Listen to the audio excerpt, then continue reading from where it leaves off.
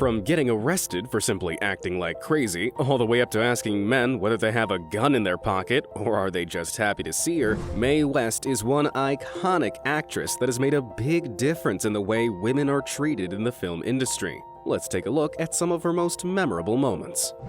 The struggle to be heard.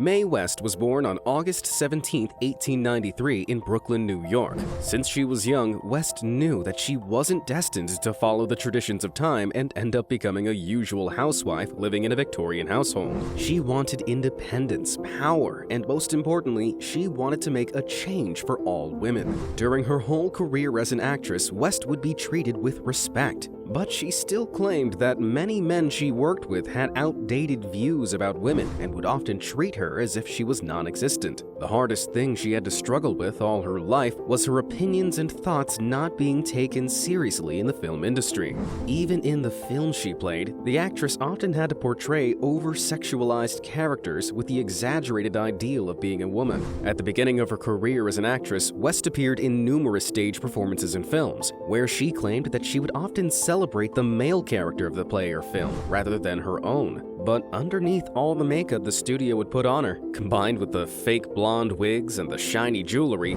West was determined to offer a different version of womanhood that prompted female viewers to be independent but also become fearless of opening about their desires towards men without feeling shameful. But before West could start making her dream of becoming an influence for all women, she had to first become independent herself and carry through a roller coaster ride of a career.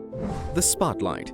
West was considered as a precociously fearless performer who demanded her due ever since she was new in the industry. Her first big performance was at the Royal Theatre in Brooklyn. West was 7 years old at that time, and her mother helped her a lot in preparation for her first professional debut. However, her requests at the beginning of her career weren't taken seriously at all, and she often struggled with this. Later in her life, West revealed that before she was about to perform the song Movin' Day, she politely asked the manager that she wanted a spotlight during performing. At first, the manager said he would be sure to do that, but once West got up on stage, the part where she was standing on stage was dark as the night. Instead of remaining silent, West was enraged and started getting angry at the manager, demanding him the spotlight she was deserved. While she was stomping her feet in anger and shouting, the spotlight moved across the stage onto her and she was caught red-handed in the act of demanding her light. But this moment would be very powerful in West's professional career. Instead of getting kicked out, the audience found her rage amusing and applauded her, making her one of the preferred performers of the theater she worked with. A role model and prisoner.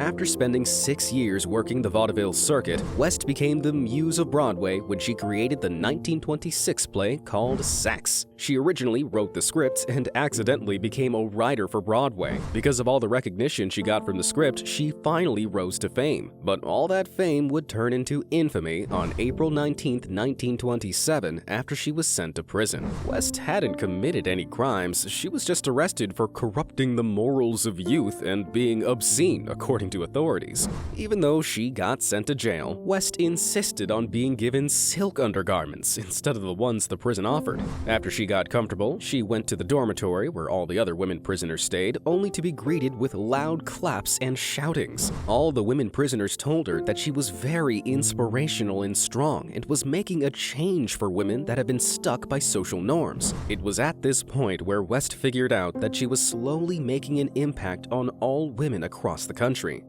Refusing to act without getting her way in films.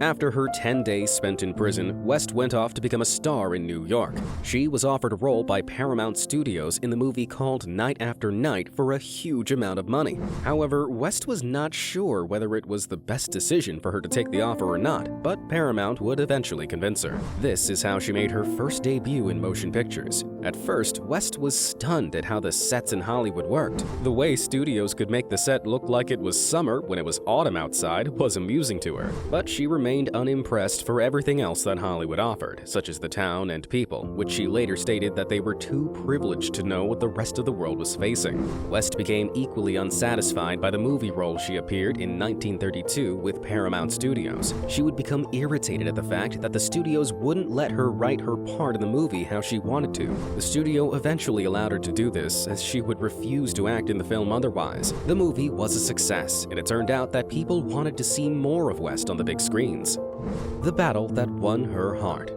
When it came to her personal life, West was not only interested in film and performance, but she also had a thing for weightlifting studs who were decades her junior. During the 50s, West began mixing her personal life with her career by making a Vegas review of a bulging muscle man. She came up with the idea of having male dancers as part of Las Vegas nightclubs, as she didn't like the fact that these clubs only had dancing ladies to entertain guys. West wanted the women to be entertained as well, but things became more serious when these bodybuilders decided to fight for West's affection and love. There was even a point that the competition between these men got so critical they got into gunfights together. But according to West, the real battle was between Mickey Hargitay and Paul Novak. Mickey would not accept West's rejection of him and decided to harass West. Paul soon spotted this and decided to come to her rescue and confront Mickey in blows. Paul Novak was rewarded well, as he would end up winning West's heart and becoming her life partner until she passed away. Age isn't anything but a number.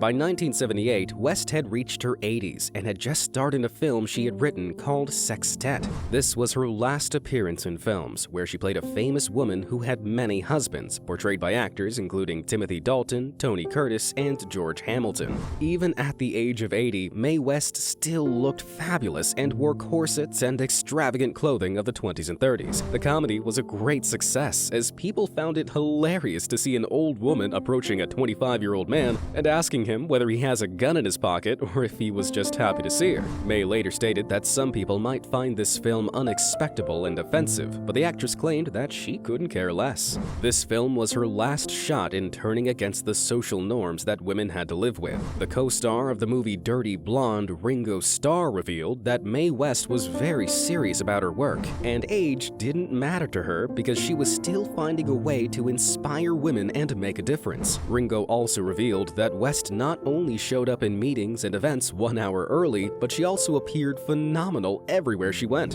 What do you think was most inspiring of Mae West? Let us know in the comments down below. If you enjoyed this video, subscribe to our channel. We post videos like this each day, so if you want to get notified of our uploads, make sure to hit that notification bar. And thank you all for watching. See you in the next video.